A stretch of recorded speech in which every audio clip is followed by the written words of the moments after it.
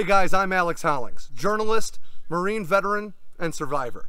Over the years, I have found as many new and creative ways to try to kill myself as I could, and now I'm psyched to be bringing you our How to Survive Anything series, brought to you by our pals over at the Crate Club.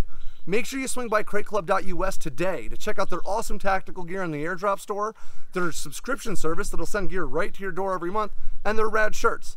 Today, I also want to throw a shout out to Leatherneck for Life for providing me this shirt and a bunch of other awesome gear. For any Marines out there, you really can't go wrong with Leatherneck for Life.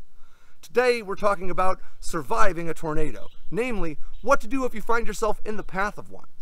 Now, there are lots of things that you can do to make sure that you do not find yourself in the path of a tornado, and I highly recommend that you do that. If you're given an evacuation order, get the hell out of there. If you hear that a tornado's coming, head for a storm shelter or a basement if you can. Now, that's not always feasible, right? Sometimes, despite our best efforts, despite good proper planning, we still find ourselves in bad situations. Lord knows I have. So if you find yourself in the path of a tornado, this is what you can do to help maximize your chances of surviving it. Step 1, as I already mentioned, head for a storm shelter. If there is no storm shelter on your property, there may be public ones available to you. If you have the time and the means, get your ass into one of those storm shelters. If you don't have that, head for a basement. Basements are, by and large, a far more safe place to hide than in your home. However, if your home collapses, a basement is still a very dangerous place to be. A storm shelter is always optimal because it was designed not to collapse down on top of you. Step 2. If you don't have access to a storm shelter, you don't have access to a basement, you still need to find yourself something good and sturdy that's not going to blow away to take cover in.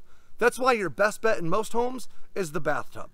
Now, most of us don't have iron claw bathtubs like we used to that are bolted to the floor, but your bathtub is still really heavily fixed to the floor of your home, both with fastening hardware and with a bunch of grout.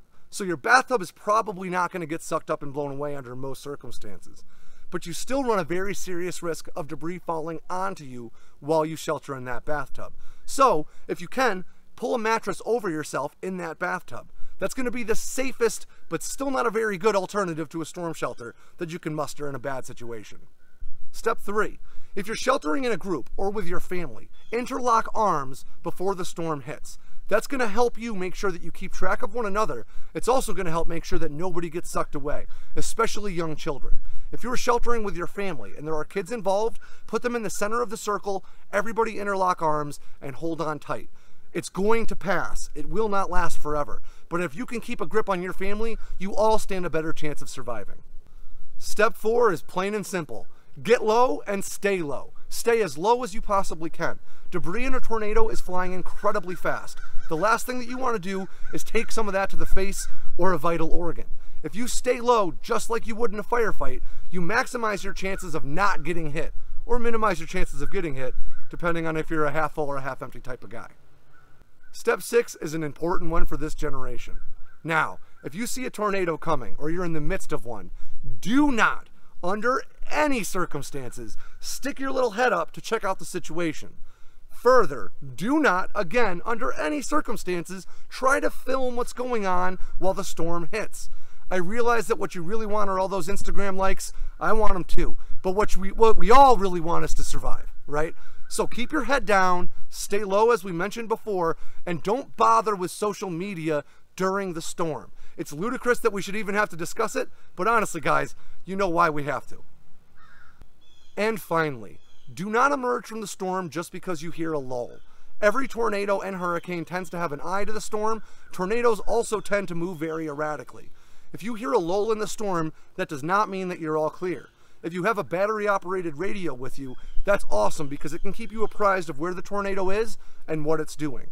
If you hear the storm pass, wait a while. Wait a good solid few minutes at least before you start coming out from under your shelter to check out what's going on. The last thing that you want to do is pop your little head up just in time to have it taken off.